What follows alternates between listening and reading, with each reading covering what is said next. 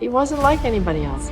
He wasn't like anybody I'd ever met. It was the specificity of him and his sort of humanity and his curiosity about people, his compassion.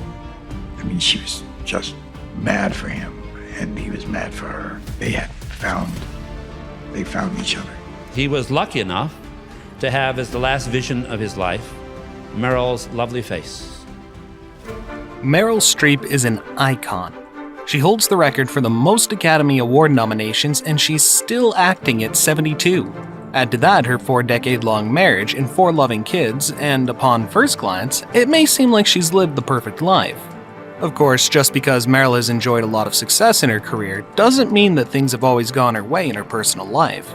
Instead, when Streep's career was still taking off, she suffered a terrible loss, which could have easily derailed her career, as well as her personal life. In 1978, a young Meryl Streep was on the verge of becoming the most outstanding actor of her generation. Tragically, she was also about to lose the love of her life. Michael Schulman, who wrote one of her biographies, said that her life was so wildly eventful and dramatic at the time. It was instrumental in shaping who she was as a person and as an actor. Meryl Streep found her first true love early in life.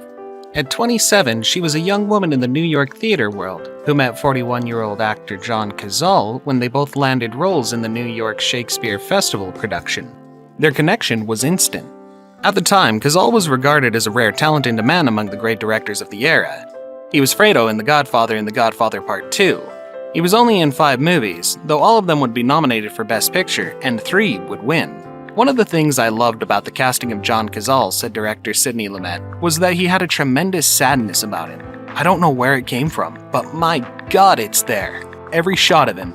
Even in the funniest characters that he played, there was always something tragic in it.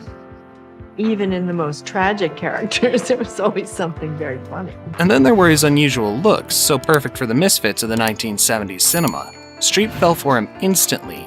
He was equally knocked out. In looks and manner, he was utterly foreign to the young Meryl.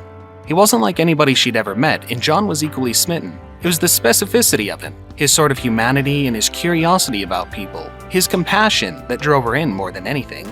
Of the two, Cazale was the famous one, but they were still starving artists. He would take Streep to dinner in Little Italy, where restaurant owners, odd to have Fredo in the room, insisted they eat for free.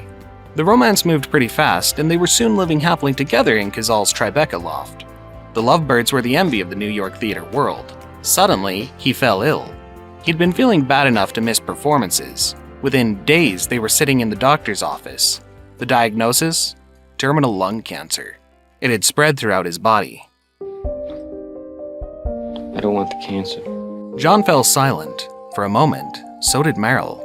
But she was never one to give up, and certainly not one to succumb to despair. She looked up and said, "So where should we go to dinner?" Cazale dropped out of his play immediately. Streep was starring in the musical, and her castmates saw no sign of her anxiety or grief. She had a kind of tough love about it, actor Christopher Lloyd said. She didn't let him malinger. A devastated Streep never left his side, becoming a prime example of what love looks like. The couple tried to keep the severity of his condition between them. Even Cazale's brother, Stephen, didn't realize how bad it was until one day after the 3 of them had lunch. John stopped on the sidewalk and spat up blood.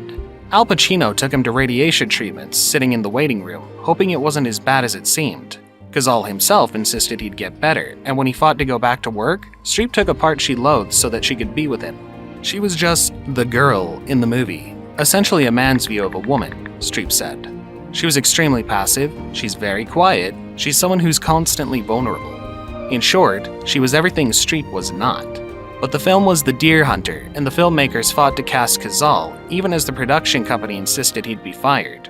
The insurance costs would be outrageous, and no one wanted to back a film with a terminally ill star. The director Michael Cimino said later that he was told that unless he got rid of John, they would shut down the picture. It was awful. I spent hours on the phone, yelling and screaming and fighting.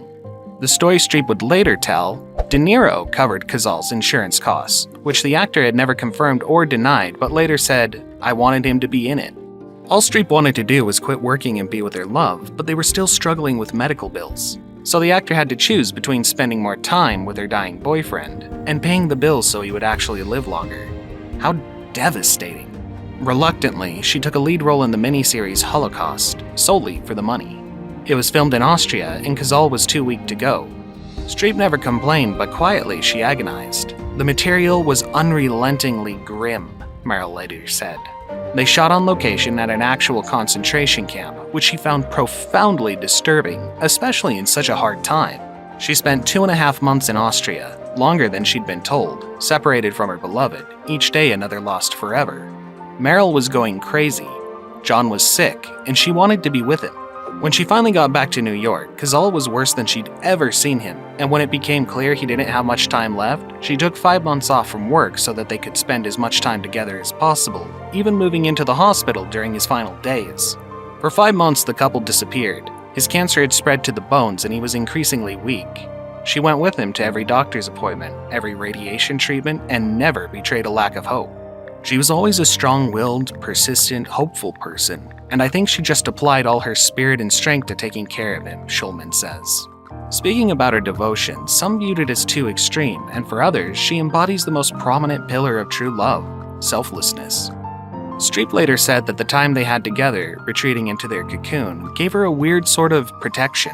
She was so close that she didn't notice the deterioration. She confided in very few people and wrote to her old drama teacher at Yale about her actual emotional state. "My beau is terribly ill," Streep wrote. "I'm worried all the time and pretending to be cheery all the time, which is more exhausting mentally, physically, and emotionally than any work I've ever done." In March 1978, John entered a caring facility and Meryl never left his side. Then on March 12th at 3 a.m., Cazale's doctor told Streep, he's gone. Meryl wasn't ready to hear it, much less believe it. What happened next, by some accounts, was the culmination of all the tenacious hope Meryl had kept alive for the past 10 months. She pounded on his chest, sobbing, and for a brief, alarming moment, John opened his eyes. "It's all right, Meryl," he said weakly. "It's all right." Then he closed his eyes and died. But John's death and her own suffering had transformed her as a person and an actor. For all her later accomplishments, 19 Academy Award nominations and 3 wins, her friends and fellow actors most admire Streep for her devotion to Cazale, for the strength of character such a young woman showed. When I saw that girl there with him like that, I thought, there's nothing like that. I mean, that's it for me. As great as she is in her work, that's what I think of when I think of her, Al Pacino said. A few months after her partner's death, Streep was kicked out of the apartment they had shared. Faced with the difficult task of packing up his belongings, she called on her brother for help. He, in turn, brought along a friend, sculptor Don Gummer, to lend a hand. As fate would have it, Streep ended up subletting Gummer's apartment since he was supposed to be in Pakistan for an extended holiday. The two began exchanging letters, then a motorcycle accident cut his plans short, bringing him home sooner than planned. While holding her 2-year relationship with Cazale close to her heart, Streep didn't allow its tragic end to stop her from moving forward, both in life and in love. Just 6 months later, in September 1978, the actor and the sculptor said, "I do." 4 decades of marital bliss and 4 kids later, Meryl and Don are a rarity in Hollywood. They're as happy as ever and have managed to keep an incredibly low profile, even moving to a secluded estate in Connecticut back in 1985. First, I'm going to thank Don, because when you thank your husband at the end of the speech, they play him out with the music, and I want him to know that everything I value most in our lives, you've given me. As Meryl has shown the world, finding love again is not a matter of forgetting what came before. Instead, it's about celebrating that memory without allowing it to delay your growth, whether professional or personal. That's all we have for you today. As always, thanks for choosing Rumour Juice. Spread the word, and don't forget to subscribe and click that notification bell for more stories on celebrity couples that will make you feel all the feelings.